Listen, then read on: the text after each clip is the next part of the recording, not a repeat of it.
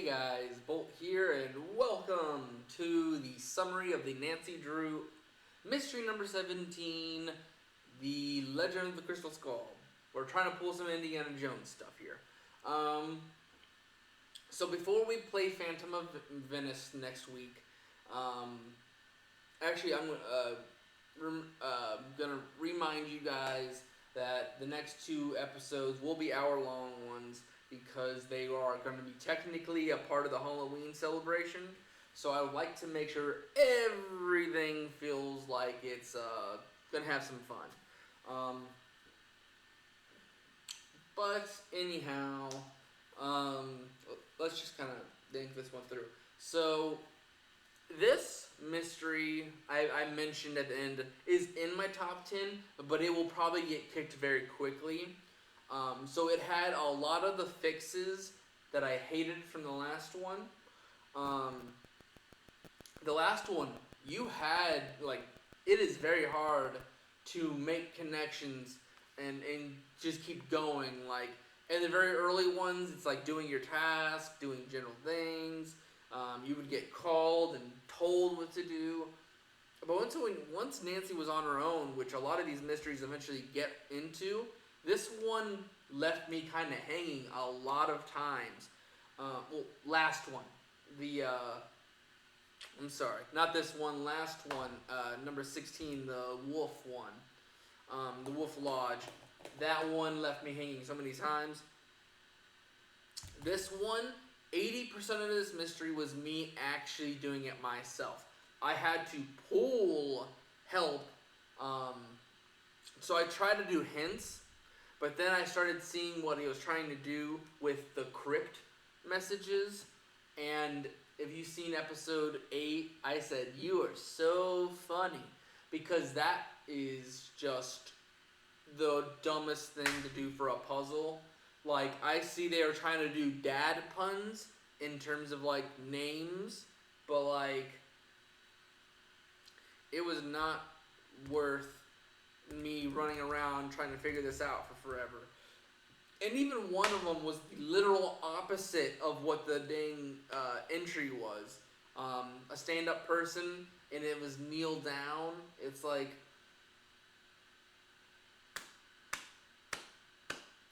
But anyways, getting into the act... Oh, wait. I did need a hint on Iggy. Iggy, if you don't recognize the event, she doesn't put it on her checklist saying, "Oh yeah, make sure to get this kind of food for them." And I'm like, I was holding on to that pear forever. I'm like, what am I going to do with the pear? Or kumquat or whatever it is. The treat that brings Iggy out.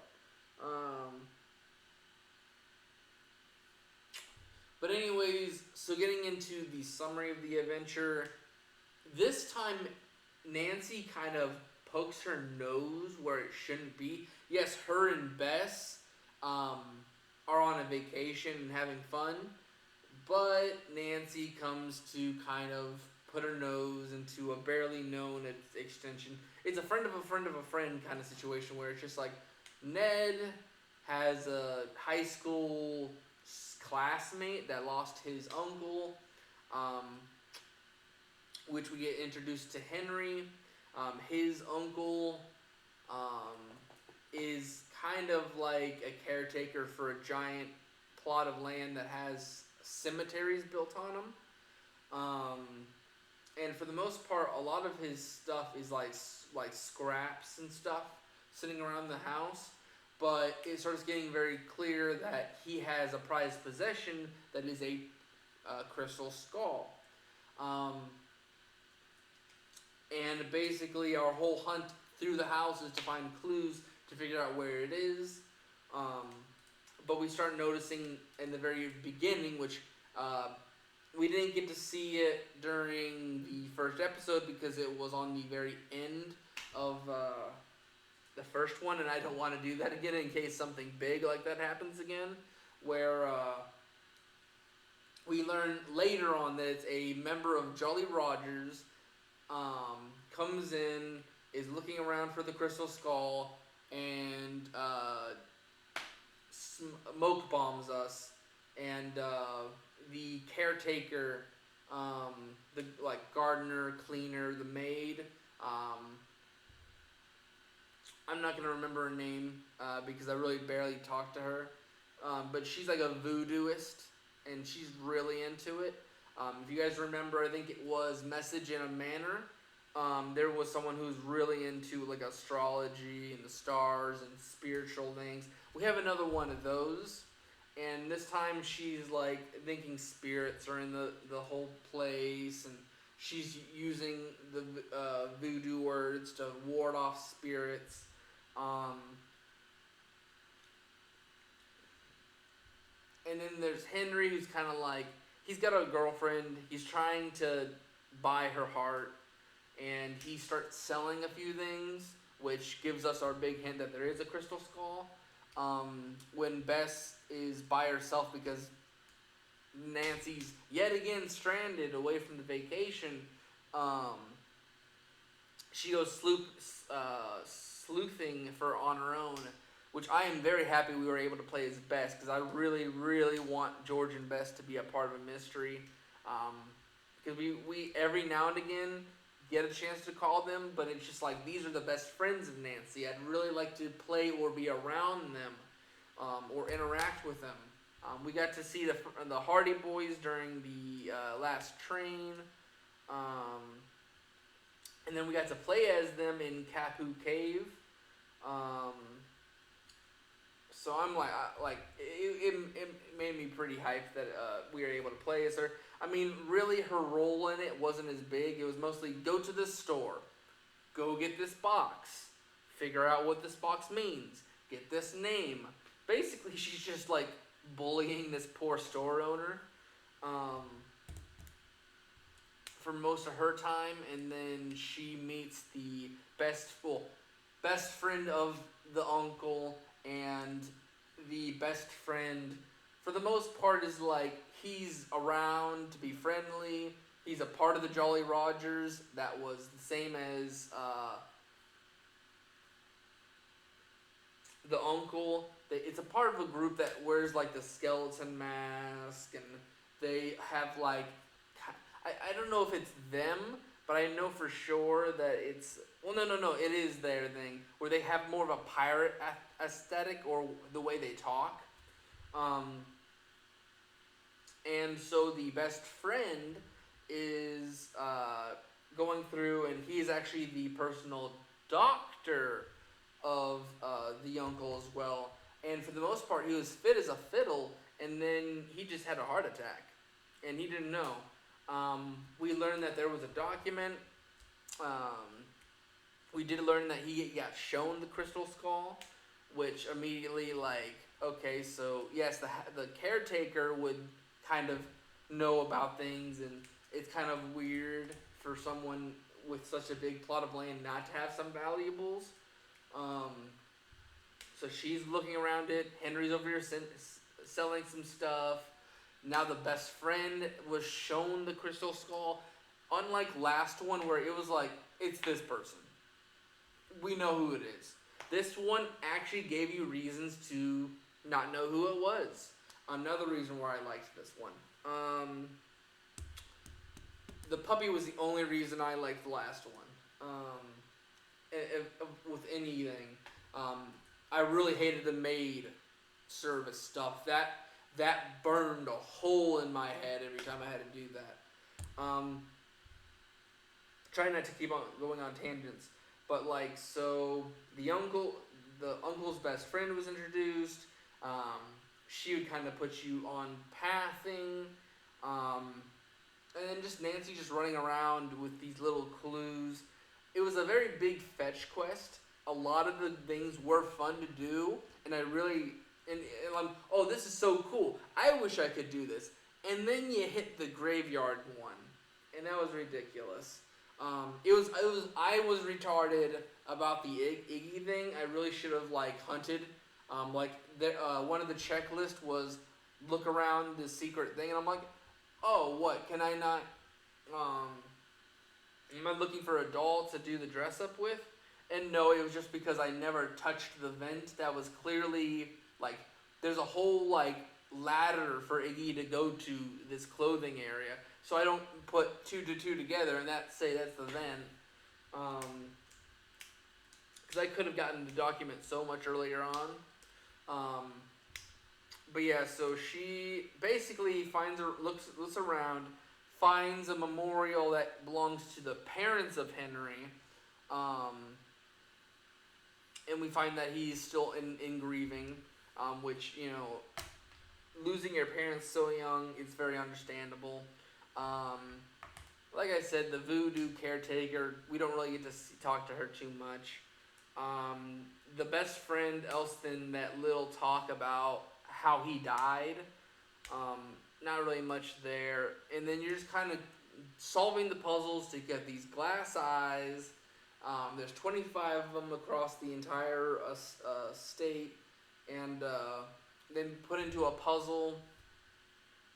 And with Iggy's help, you're able to find a few other things. But that letter that was found on the body of the uncle was a authenticating of the crystal skull, saying that if it's a part of a crystal skull collection or if it was a fake.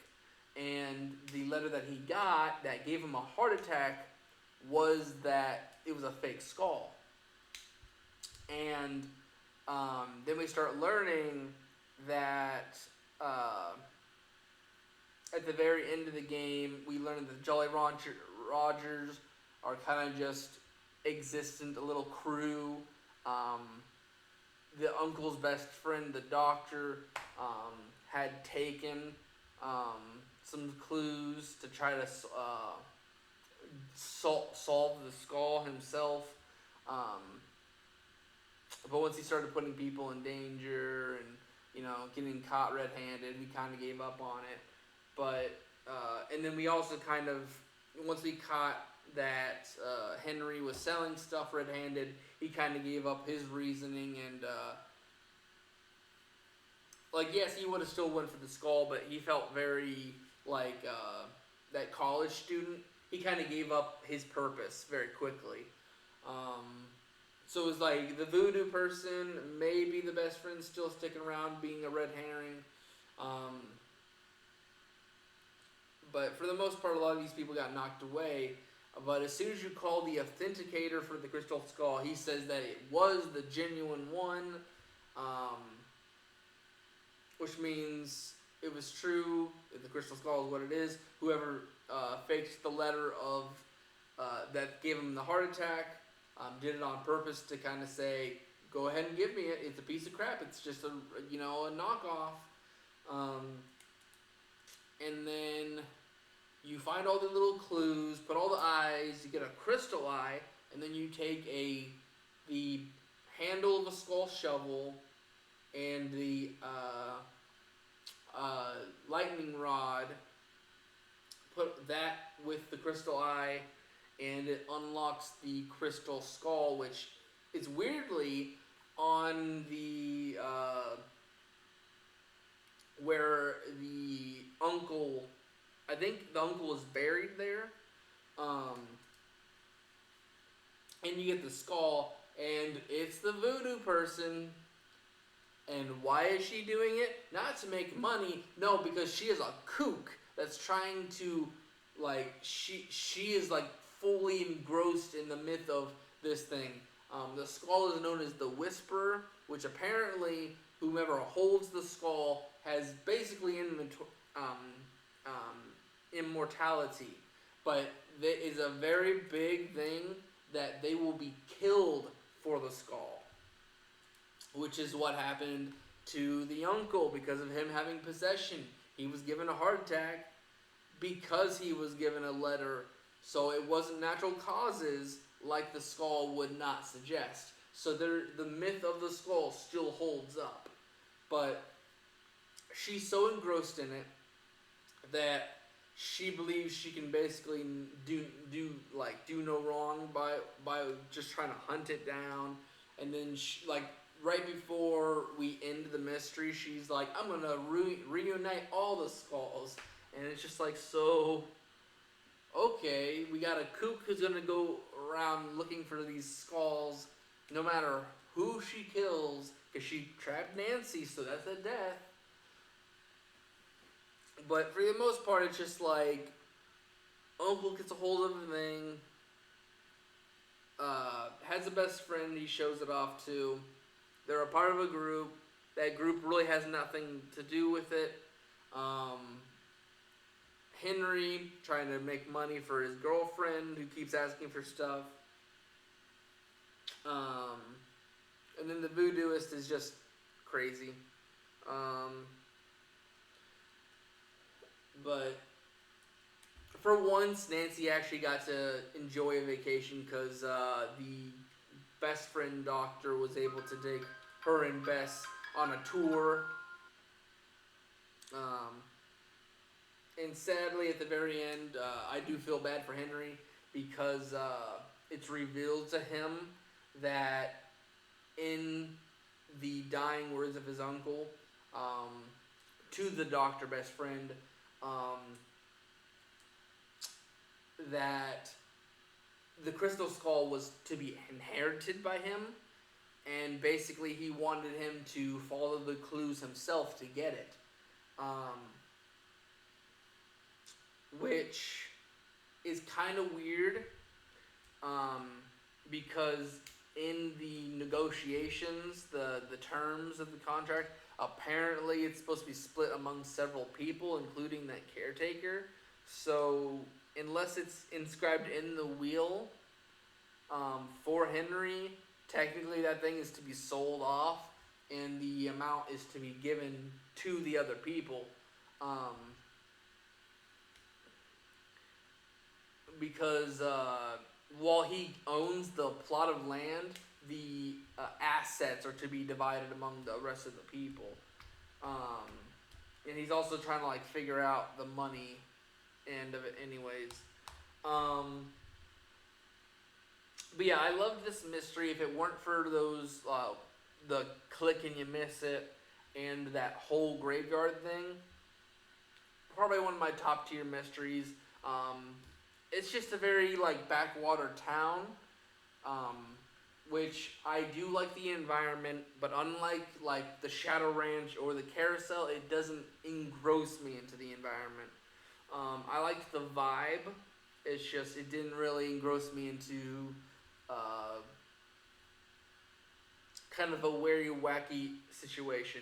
I mean, of course, very similar to the old clock, where like yes, interacting with the puzzles and all that do make you feel like this is very very fun of a mystery, but it's just like it's so out of the way to do all these little graveyard things, and then like the township you barely explore because Bess only has like 3 or 4 things to do. So you're stuck in the house in the graveyard for most of the mystery. So, um, Danger by Design, if it didn't have all the like run around, it would have been one of my favorite mysteries. Because if you could stay in one place for a good decent amount of time to knock out a lot of the stuff, I would have liked it a lot better. Like I love the travel aspect. It just, all right, do one thing, go here. Do one thing, go here. It is what her job was, which was to be an errand runner, which I think that's what you're supposed to be feeling like, but yet it's just like, I am in France. I'd like to engorge in the environment. Didn't really get to do that.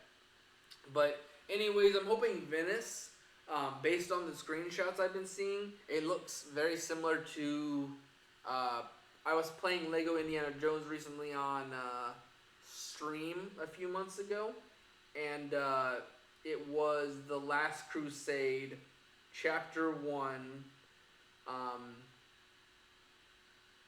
in that Venice level, looks very similar to one of the bigger set pieces for this mystery. So I feel like it's going to be very similar to this mystery in terms of vibe. It's not going to be completely engrossing, But I feel like just like being in this town is gonna be at least a little fun.